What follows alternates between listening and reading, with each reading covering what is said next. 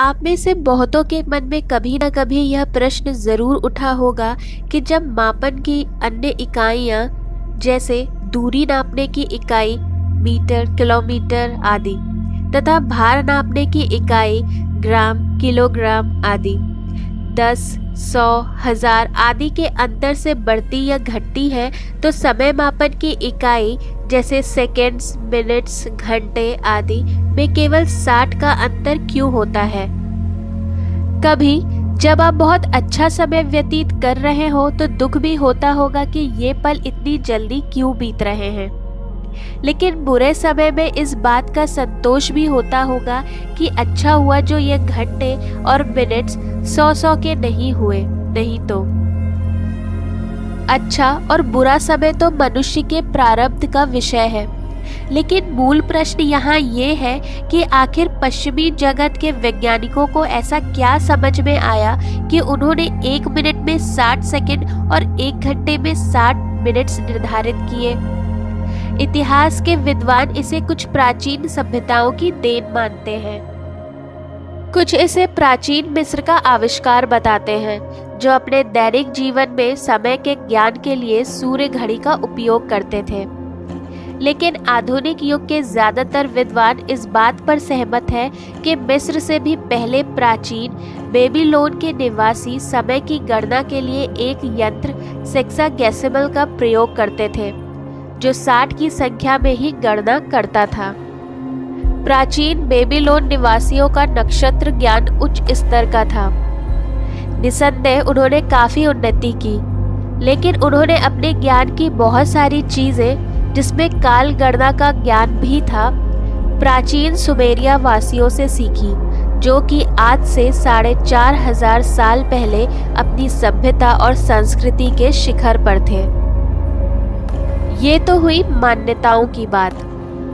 आधुनिक युग के कुछ बुद्धिजीवी और प्रबुद्ध वर्ग के लोग इसमें परमाणु घड़ी या एटॉमिक वॉच को केंद्र में रखकर इन सिद्धांतों की व्याख्या करने की कोशिश करते हैं, भले ही इसका उनसे कोई लेना देना ना हो।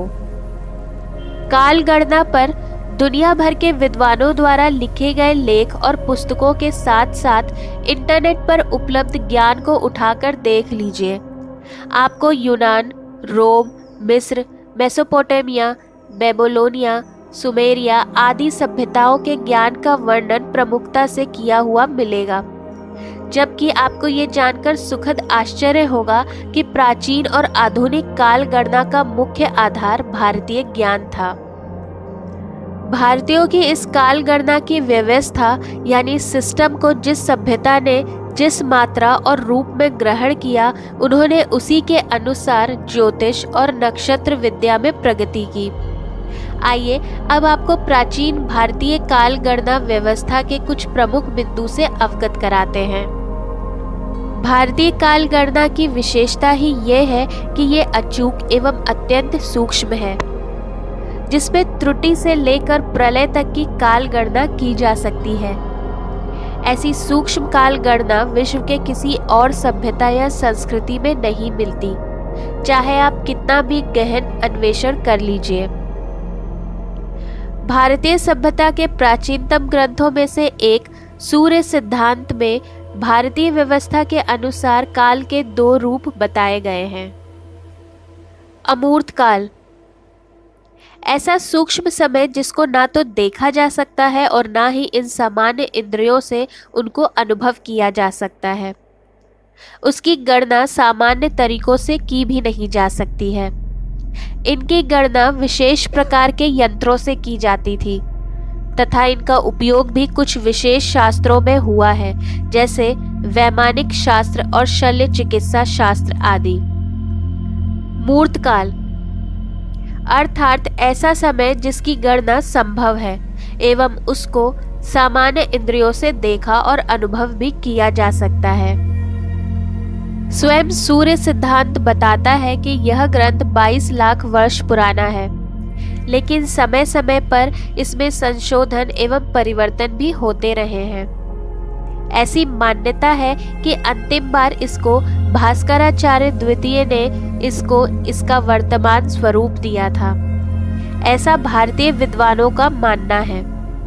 सूर्य सिद्धांत के अनुसार इस सौर मंडल की काल व्यवस्था यानी कि टाइम सिस्टम का मुख्य आधार ही भगवान भास्कर हैं।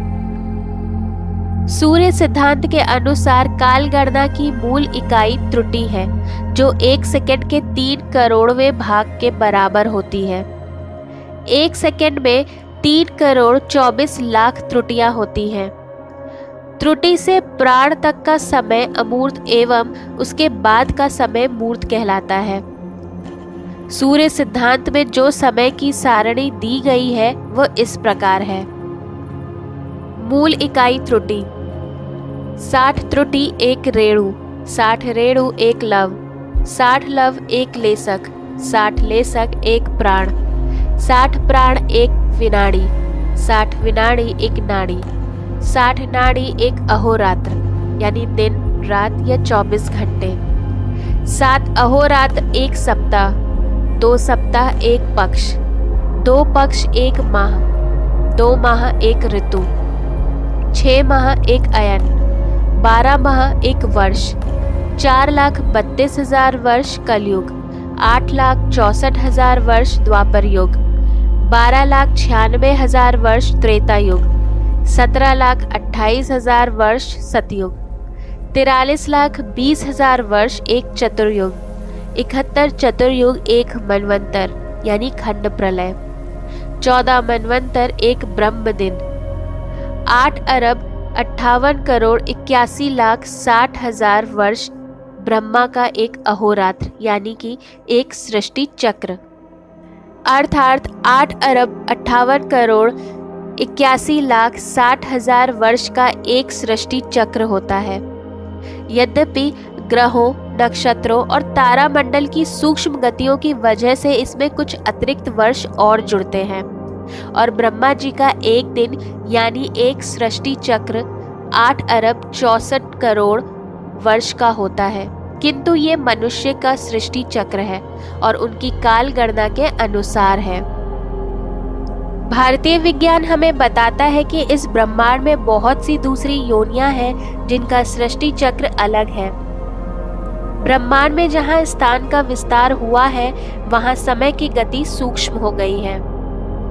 जिसका जितना विस्तार है वहां समय की गति उतनी ही सूक्ष्म हो गई है।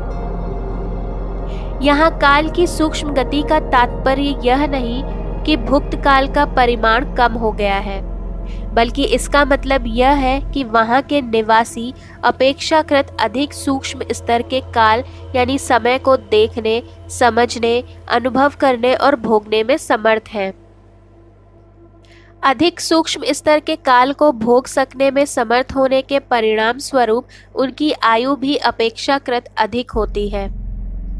महर्षि नारद की गणना इससे भी सूक्ष्म है। नारद संहिता के अनुसार लग्न काल त्रुटि का भी 1000वां भाग है, अर्थात एक लग्न काल 1 सेकंड के 32वें अरबवें भाग के बराबर होगा। इसकी सूक्ष्मता के बारे में नारद जी का कहना है कि स्वयं ब्रह्मा भी इसे अनुभव नहीं कर सकते, तो साधारण मनुष्य की बात ही क्या।